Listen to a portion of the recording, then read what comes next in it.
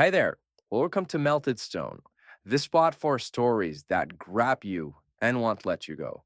If you love drama, surprises, and moments that make you say, no way, you're in the right place. Subscribe and dive into tales full of twists, bold moves, and endings you'll remember. This is Melted Stone. Hit the bell and let's get the story rolling. True wealth isn't what you inherit. It's knowing who should never share it. To the future. I didn't hear the front door open when I came back. Must have been the carpet. Or maybe I was too focused on the grocery bags cutting into my fingers. The house smelled faintly of her perfume and the faintest trace of wine. But it was the sound of her voice that made me freeze. I was halfway to the kitchen when I heard her in the living room, phone pressed to her ear, laughing in that smug, drawn-out way she always did when she was talking to her mother about serious things. "Don't worry, I'll drain him dry," she said, her tone dripping with satisfaction, like she'd just ordered dessert before the check even arrived. There was a pause, and then her mother's chuckle, warm and approving, came faintly through the air. Good girl, no point in letting him walk away with anything worth having. I stopped dead, the plastic bags biting into my palms. One of the handles snapped, a carton of milk thudding onto the carpet.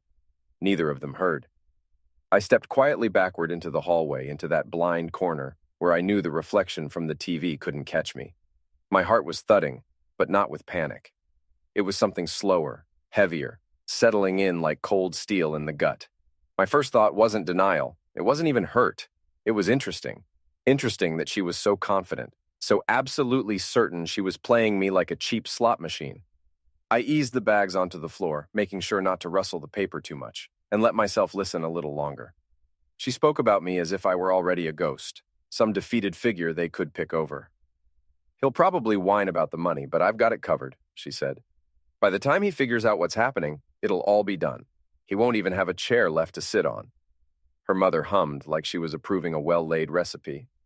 "Best to get it all at once, dear. Don't give him time to think." I didn't wait to hear the rest. I straightened, grabbed the bags again, and walked toward the kitchen, making a little more noise than before, so she'd know I'd just come in. She turned her head as I passed the living room, giving me a casual, empty smile before lowering her voice into the phone. That night, she made a little show of it. We were at the dining table, her in her silk robe, glass of red wine in hand, the divorce papers laid neatly in front of her like a centerpiece. She slid them toward me with the confidence of a woman certain she'd already won. "I think this will be easiest for both of us," she said lightly, almost rehearsed. "Sign, and we can move on. No drama." I looked down at the papers, then up at her. She was expecting a fight, maybe anger, some desperate attempt to negotiate, but I just picked up the pen, signed where she'd marked, and pushed them back across the table. "That's it?" she asked, eyebrow lifting in surprise. "That's it," I said, my voice steady, almost bored. She smirked, leaning back. "At least you're smart enough not to drag this out." I gave her a small, almost polite smile in return, then excused myself to take the groceries upstairs. I left the wine and the papers behind like they were nothing more than recycling. Inside, my mind was already clicking into place, not with grief or confusion, but with the quiet certainty of someone who had just been handed their opponent's playbook. She thought she had the upper hand. She thought she was going to drain me dry.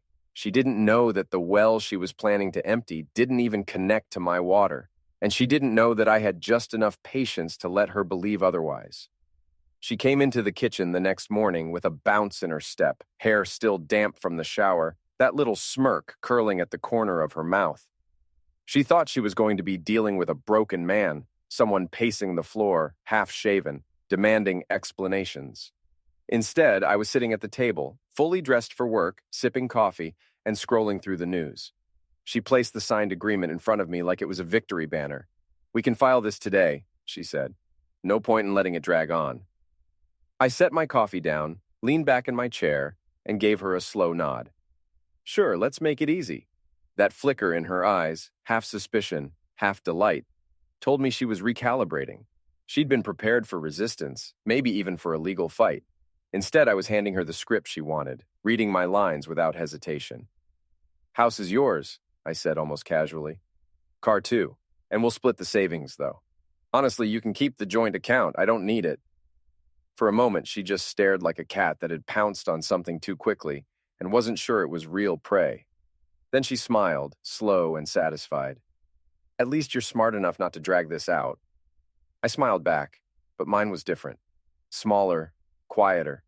The kind of smile you give when someone just told you the punchline of a joke you already knew. I didn't mention the other account. I didn't mention the assets with my family name on them. I didn't mention that every dollar she thought she was bleeding from me was from the shallowest, most irrelevant pool I had. There's a difference between losing and discarding. She thought she'd stripped me bare. In truth, I was handing her scraps. We drove together to the notary later that day. On the way, she talked about how she'd redecorate the house. Something more modern, you know. A clean slate. I nodded like a man too tired to care. Inside, I was picturing the deeds, the trust documents, the language my father had insisted on when setting them up. Non-transferable beneficiary claims terminate upon marital separation. She'd never set foot in the trust office. She didn't even know it existed. The house, the car, the accounts she was so excited about, those were crumbs. My real assets were behind a wall she didn't even know she was standing in front of. When we filed the paperwork, she practically skipped out of the office, her hand linked on my arm. To the clerk, it probably looked like we were just a friendly couple parting ways. She didn't notice the way I glanced at the clock, counting down in my head. Every smile she gave me was fuel. Every self-satisfied look was proof she thought the game was already over. I let her keep thinking that because the easiest way to win against someone who's certain of victory is to let them run right off the cliff while they're still waving to the crowd. The day after we filed, she told her friends loudly enough for me to hear from the hallway that I'd be slumming it in some cramped little apartment near the industrial park. I didn't correct her. Let her imagine me wrestling with roaches and flickering light bulbs while she paraded through her house. Instead of turning toward the freeway that would have led to the part of town she pictured, I drove downtown. The skyline shimmered in the early light, glass and steel catching the sun like polished blades. I parked beneath a high-rise whose name, carved into the stone above the doors, had been mine long before it was hers to even pronounce. Caraway, my father's building, his legacy. The marble lobby was quiet, the air cool and faintly scented with lemon polish. The receptionist didn't need my name. She stood as soon as I stepped in, her voice warm but respectful. "Good morning, Mr. Caraway. The attorney is expecting you." Upstairs, the trust's offices stretched wide and deliberate, the kind of space that made you feel small if you didn't belong there. For me, it felt like walking into a locked room I'd carried the key to all my life. The attorney, silver hair, sharp eyes, rose from his desk with a smile that carried both sympathy and approval. "I understand you're ready to proceed," he said. I took the leather chair opposite him, resting my hands on the polished wood. "Activate the inheritance transfer." My voice was even, without ceremony. His eyes glinted, and for a moment he allowed himself a small, almost conspiratorial smile. She's going to be shocked. I didn't return the smile, not because I disagreed, but because this wasn't about gloating, not yet. This was about precision. My father hadn't trusted luck or emotion. He'd trusted structures, clauses, airtight locks. I was simply turning the key. The paperwork was already prepared, my name printed cleanly on every page. The trust had been dormant, waiting for a specific trigger, my father's condition that no funds could be accessed while I was legally married. A clause he'd added. After watching one too many men in our family lose everything to romantic entanglements, I signed each page carefully, not rushing, each pen stroke a quiet act of reclamation. No dramatic flourish, just ink on paper. When the last signature was done, the attorney placed a heavy envelope before me, documents confirming my sole beneficiary status effective immediately. "This," he said, tapping the folder, "is untouchable. Separate entity, separate accounts, separate holdings. She could spend the rest of her life in court and never touch a dime." I slipped the envelope into my briefcase, the weight of it more symbolic than physical. This wasn't just money. It was every hour my father had worked, every calculated risk he'd taken, every principle he'd drilled into me about foresight and control. While she was sipping lattes and browsing furniture catalogs, imagining my downsize, I was sitting in the heart of a fortress she didn't even know existed. Every brick of it had been built long before she'd ever stepped into my life, and every brick was now mine alone. When I left the building, the sun was higher, the streets busier. I walked past a cafe and caught sight of a couple laughing over breakfast. She and I used to look like that before I realized that in her eyes, I'd always been a mark, not a partner. I got into my car, adjusted the mirror, and drove toward my temporary place. Not an apartment, not some crumbling shoebox, just a quiet loft with a view of the river, leased under the trust's name. Somewhere she'd never think to look, because in her mind, my world was already small. She didn't know that in reality, it had just expanded beyond her reach forever. She chose the restaurant, naturally, some trendy spot downtown with moody lighting and menus printed on recycled paper that looked like they'd been rescued from a shipwreck. I showed up early and took a seat where I could see the door. She arrived 10 minutes late wearing a fitted dress that said she wanted to be noticed. Gold jewelry, perfectly applied lipstick, hair with that deliberate. I just rolled out of a salon volume. She smiled like the winner in a photo finish. "Thought we should celebrate being civilized," she said as she sat down, sliding her phone onto the table face up so she could see the screen light up. A performance. She was already expecting congratulatory texts from friends who thought she'd pulled off the divorce of the decade. I was in a plain button-down, sleeves rolled once, no tie, no watch worth remarking on. I looked like a man in transition, which is exactly what I wanted her to see. The server brought water, menus, a smile that lingered on her just long enough for her to bask in it. She ordered an expensive cocktail without glancing at the price. I stuck with whiskey. Neat. "This won't take long," she said after a sip. "Just a few details to finalize. Once we get the settlement check sorted, we can file with the court. I'm glad we're avoiding the drama. You're handling this like a grown-up." I nodded, cutting into my steak. "You always said I needed to learn." She smirked, spearing a piece of fish. "Well, you'll survive. You've got your little paycheck, and maybe you'll find someone who appreciates that." There was the jab, the casual cruelty dressed up as banter. She wanted to see a crack in me, resentment, embarrassment, anything to prove she still had the power to sting. I didn't give it to her. I just chewed, swallowed, and said, "Maybe." She leaned back, watching me over the rim of her glass, searching for something that wasn't there. I let her talk about redecorating the house, taking a trip to clear her head, maybe trading in the car for something sportier. Every word was confirmation. She believed the assets she was walking away with were the sum of my worth. She didn't realize she'd been given the leftovers. When the check came, I reached for it without hesitation, paid in cash, added a generous tip that made the server's eyes light up. She noticed. Of course she noticed, but couldn't reconcile it. Why was a man she thought was broke leaving that kind of tip? As we stood to leave, I shook her hand lightly instead of leaning in for the cheek kiss she'd clearly expected. "Good luck," I said. Not sarcastically, but with a quiet finality that made her brow crease for just a second. On the sidewalk outside, she hesitated before walking toward her car. She almost asked something. I saw it in the way her lips parted, the faint turn of her head, but decided against it. She was too invested in the story she'd been telling herself. That she had won. I watched her drive away, taillights disappearing into the night traffic, and headed in the opposite direction. My hands were steady, my mind already elsewhere. She thought dinner was about wrapping up loose ends. I knew it was just another scene in a play she didn't realize I'd already rewritten. The morning broke with that cool stillness that comes before the world decides whether it's going to be kind or cruel. I just finished buttering toast, the kettle still hissing faintly on the stove when my phone buzzed on the counter. Not a number I recognized, but I didn't need to answer to know which side of the chessboard the call had come from. I ignored it. Across town, she was likely still in bed when her lawyer called. He didn't mince words. Told her to get to his office immediately. No, it couldn't wait. No, he wouldn't explain over the phone. That alone would have rattled her because she'd chosen him for his reassuring style. If he was rattled, something was wrong. I could picture her rushing, throwing on a dress, sliding into heels, hair pinned back just enough to suggest control, even when she didn't feel it.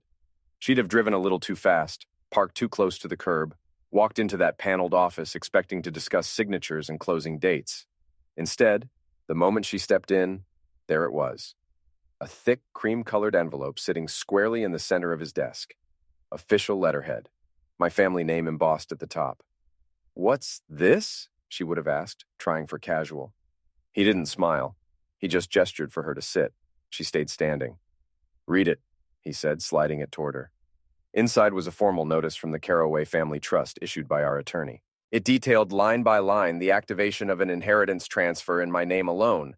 Holdings, accounts, property shares, investment portfolios, all totaling over $15 million. Effective immediately, The ink on the signatures was barely dry, and next to the section marked beneficiaries, her name was conspicuously absent. No spouse, no mention, nothing. Her lawyer watched her eyes move across the page, saw the tightening of her jaw, the way her breathing changed halfway down the list. She reached the bottom, read the effective date, and froze. That date was the day after we filed. Finally, he leaned back, exhaled, and said, "Actually, you might want to sit down." I imagined her gripping the edge of the page a little too hard, nails biting into the paper. "This can't be right," she'd insist, maybe with a small, brittle laugh. "He can't just—" "He can," the lawyer would interrupt, his tone careful but firm. "These assets were inaccessible during your marriage. They became his sole property the moment the separation was filed. Legally, you have no claim." Her pulse must have been pounding in her ears. She'd have tried to summon that sharp, condescending tone she used when cornered, but there's no performance when the audience knows the lines better than you do. She was no longer dealing with a husband she thought she could play. She was up against the letter of the law, carved in clauses decades before she even knew my name. Meanwhile, I sat at my kitchen table, coffee cooling beside me, reading the paper. I knew the exact moment she learned because my phone lit up again, her name this time pulsing across the screen. I let it ring, then another call and another. I imagined her sitting there staring at the number, wondering if she could bluff her way out of this the way she had with everything else. But even she would have recognized the shape of the wall she'd just hit. It wasn't moving, and there was no door. By the time she left his office, I knew her hands would be trembling. Not from fear, not exactly, but from the first real glimpse of something she couldn't control, manipulate, or charm her way into. For someone who'd been so certain she was holding all the cards, the realization must have landed like a stone in deep water. I finished my toast. The day outside looked brighter than it had in weeks. She didn't knock. The front door rattled against the frame as she shoved it open, her heels striking the hardwood like they were meant to leave marks. Her perfume hit the air before her voice did, sharp and clawing. "You hid this from me!" No greeting, no build-up, just a shout designed to set the tone. She was still clutching the trust notice. Edges crumpled where her fingers had dug in. Her cheeks were flushed, not with the delicate pink of embarrassment, but with the blotchy red of someone whose plan had just gone sideways. I didn't bother standing. I was sitting on the couch with a folder in my lap, papers spread neatly on the coffee table. I looked at her the way you look at an unexpected weather change. Mild curiosity, no alarm. "No," I said evenly. "You never asked." That made her flinch more than I expected. Her mouth opened, ready for the next accusation, but I didn't give her the room to build it. "And it wasn't mine until now," her eyes darted, searching for some crack in my statement, some angle she could attack. She found none. That pale note crept into her skin then, draining away the heat in her face. Her jaw tightened, but the word she wanted wouldn't come out. "You knew?" She tried finally, but it landed weak. I reached for the folder in front of me, slid the signed divorce agreement across the table, so it stopped inches from her hand. "Still want to proceed?" The silence that followed was long enough to hear the faint hum of the refrigerator, the muted traffic outside. She stared at the papers like they might rearrange themselves if she waited long enough. She swallowed. Slow, deliberate, like it hurt. "This isn't—" "It's exactly what you wanted," I cut in. My voice as calm as if we were talking about the weather. "You rushed it. You were so eager to finish me off. You didn't check the board first." Her grip on the trust notice loosened. The page slipped from her fingers, fluttering to the floor between us. I didn't look at it. For the first time since this whole charade started, she seemed small, not physically. She was still standing there in that tailored dress, shoulders squared, but something in the way her eyes shifted told me she'd felt the ground tilt. "You think this changes everything?" She tried, but even she seemed unconvinced by her own voice. I leaned back, resting my hands on the arm of the couch. "It already has." She didn't sit. She didn't touch the divorce agreement. She just stood there for a beat longer, then turned sharply, heels cracking against the floor as she left. When the door closed behind her, I picked up the trust notice from the floor and placed it neatly atop the divorce papers. 2 pieces of paper, one had been her weapon, the other mine. Only one of them still mattered. It was almost midnight when I got the call, not from her, but from someone who'd been in the room, a mutual acquaintance, the kind who likes to see drama unfold from the front row and can't resist feeding details to the other side. "They're at her mother's place," he said. "You're going to want to hear this." I didn't have to prompt him. He launched right into it. Apparently, after leaving my rental in that pale, tight-lipped silence, she'd driven straight to her mother's. No surprise, her mother was the architect of this whole thing, the voice in her ear from the very beginning. But tonight, the conversation didn't start with smug strategy. It started with her pacing the living room, holding that trust notice like it was evidence in a trial she'd already lost. Her voice was raised, sharp enough to cut through walls. Why didn't you tell me this could happen? Her mother, sitting stiffly on the sofa, took a slow sip from her wine glass. It shouldn't have mattered. We filed fast. He didn't have time to move anything. That's when her lawyer, yes, they brought him along for the post-mortem, cleared his throat. That's the problem, he said. By filing and signing so quickly, you locked yourselves out of any assets that weren't accessible during the marriage. The trust was one of them. Apparently, the room went still. My acquaintance swore he could feel the temperature drop through the phone. Her mother frowned, not quite understanding. But we wanted to stop him from hiding assets. You did, the lawyer interrupted. Too well. The moment the separation papers were filed, anything tied to that trust became his alone. Legally, there's no claim. None. Even if you delayed a week, it wouldn't have mattered. The trust's terms were airtight. There was a pause, then the sound of her heels on the hardwood as she turned on her mother.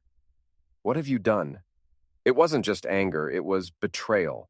The kind that rewrites years of loyalty in an instant. She'd followed her mother's advice like scripture, certain it would lead her to a windfall. Instead, it had closed the only door she needed open. Her mother bristled, defensive now. I was protecting you. From what? She snapped. From winning? The lawyer sat there, hands folded, letting the silence stretch until it was almost painful. He knew there was no undoing it, no clever workaround. The trust had been designed for exactly this scenario, someone on the outside trying to get in. By the time my source hung up, I could picture it clearly. Two women, once perfectly aligned in their plan to bleed me dry, now standing on opposite sides of a crack they'd made themselves. And me? I was sitting in my loft, sipping coffee, gone lukewarm, feeling no particular urgency. They'd done my work for me. The most loyal ally, she had just become the reason she'd lost everything. Sometimes the cleanest victories don't come from the moves you make. They come from the mistakes your enemies can't help but make on their own. It was exactly 7 days later when the city's business journal hit the stands, and more importantly, every major inbox in town. They'd chosen a photo from the trust banquet that week. Me in a charcoal suit, shaking hands with the chairman of a major investment group, the skyline visible through the ballroom windows. It wasn't staged for drama, but the image had weight. The kind of picture people cut out and tack to bulletin boards and offices they'll never admit they wish they worked in. The headline made it better. New sole beneficiary of the Caraway Family Trust. Short, sharp, impossible to misinterpret. I didn't have to wonder how quickly she saw it.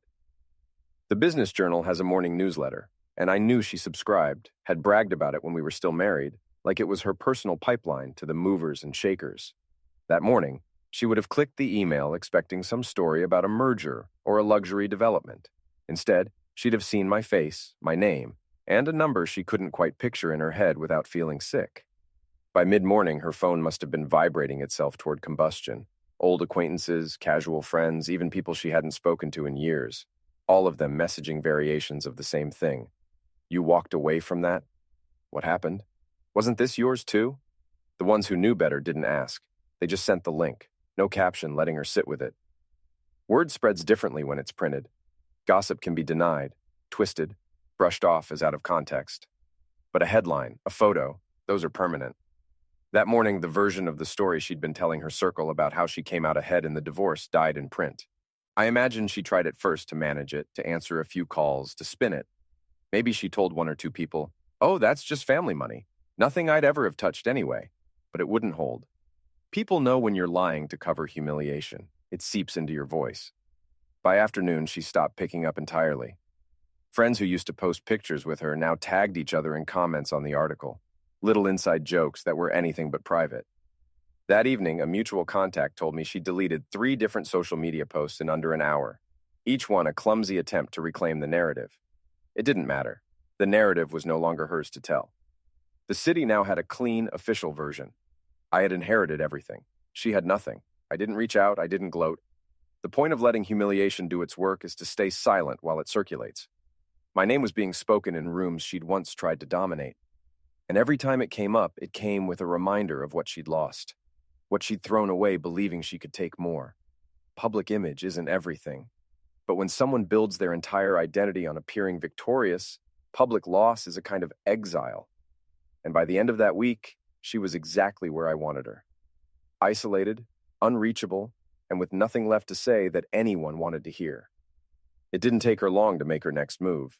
Humiliation in her world was only tolerable if it could be followed by a comeback story, and this time she thought the courts would write it for her. She called her lawyer the morning after the Business Journal headline dropped, and by that afternoon, a formal petition had been filed to reopen the divorce case. The argument was predictable: concealed wealth.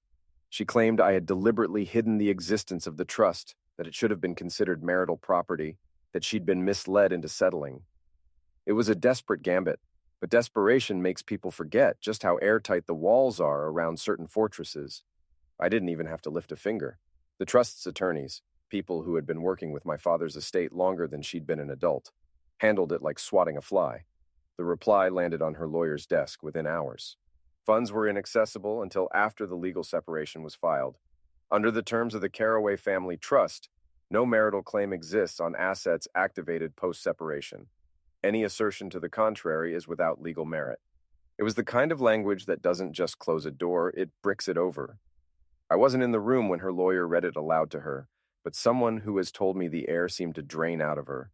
She sat there perfectly still as he leaned back in his chair, glasses dangling from one hand. "There's nothing left to do," he said. Not, "we could try something else," not, "maybe there's an appeal," just that flat, final sentence. And he meant it. She didn't shout, she didn't argue. Her shoulders just slumped. A small, involuntary movement, but one that said more than any tantrum could have. In that moment, she understood not just that she'd lost, but that the loss was permanent. By her own design, she'd rushed the process, signed away her only leverage, and walked straight past the locked gate that held everything she wanted. Now she was on the wrong side of it, staring at stone and steel with no key in sight. She left his office quietly, and for once there was no phone call to me afterward, no text, no attempt to claw back some moral high ground. Whatever fight she thought she had was gone. Later that evening, I poured myself a drink and sat by the window in my loft, looking out over the river. The city lights shimmered on the water, and somewhere across town, she was probably sitting in that big house she thought she'd won, realizing it was just walls and furniture now, no trust, no future claim, no story to tell that didn't end with her own mistake. It wasn't revenge in the traditional sense. No shouting matches, no courtroom drama, just the quiet certainty that the game was over. And she'd been the one to call checkmate on herself. The banquet was held in the same ballroom my father had used for decades. Vaulted ceilings, crystal chandeliers, a view of the skyline that seemed almost staged. The air was heavy with the scent of polished wood and expensive wine, the kind of atmosphere where every handshake felt like a transaction and every smile came with calculation behind it. I took my seat at the head table, not out of ego, but because it was my name on the trust now. The evening unfolded with the usual rhythm: introductions, applause for charitable contributions, murmured conversations about markets and mergers. I nodded where I needed to, shook hands when expected, all the while feeling the weight of the speech card in my jacket pocket. When the chairman introduced me, I rose without ceremony. Walking to the podium with the same calm I'd had the night, she slid those divorce papers across the table. I could feel 100 sets of eyes on me, some curious others calculating what my new position meant for them. I didn't read from the card. Instead, I rested my hands lightly on the podium and looked out at the room. "True wealth," I began, "isn't just what you inherit. It's knowing who should never share it." A ripple went through the room. Not laughter, not applause, just that subtle shift when people realize they've been given a line worth remembering. I let the words hang there, meeting a few gazes, letting each person decide for themselves what I meant. Then I raised my glass, a faint smile pulling at the corner of my mouth, to the future. The toast was met with warm applause, but my mind wasn't on the clinking glasses or the nods of approval. It was elsewhere, across town, in a dimly lit kitchen where I knew she'd be alone. I could picture it clearly, her in that silk robe she wore when she wanted to feel in control. Now rumpled, the house around her silent in a way that felt less like peace and more like absence. A half-empty bottle of wine on the counter, A single glass in front of her. Maybe she'd seen the banquet on social media, a tagged photo of me with the other trustees, or maybe she'd chosen to avoid it entirely, knowing it would sting. But either way, she'd hear my words eventually. The city had a way of repeating things worth repeating. And when she did, they'd land differently than they had for the people in that room. For them, it was a line about prudence and legacy. For her, it would be a mirror, showing her the moment she'd gambled everything on arrogance and lost, the echo of her own words. "I'll drain him dry," would be deafening in that empty kitchen. I didn't need her to see my face or hear my voice in person. The damage was done. The walls were sealed, and the key had been melted down long before she knew she needed it. She hadn't just failed to take what she wanted. She'd built the barrier that kept her out. Back in the ballroom, I returned to my seat, the murmur of conversation resuming around me. Deals were being discussed, futures planned, alliances formed. My glass was refilled and I took a slow sip, letting the warmth settle in. Across the city, she was staring at nothing, wineglass in hand, replaying every choice that had led her to that moment. And the most satisfying part wasn't that I'd beaten her. It was that she'd beaten herself and there was no undoing.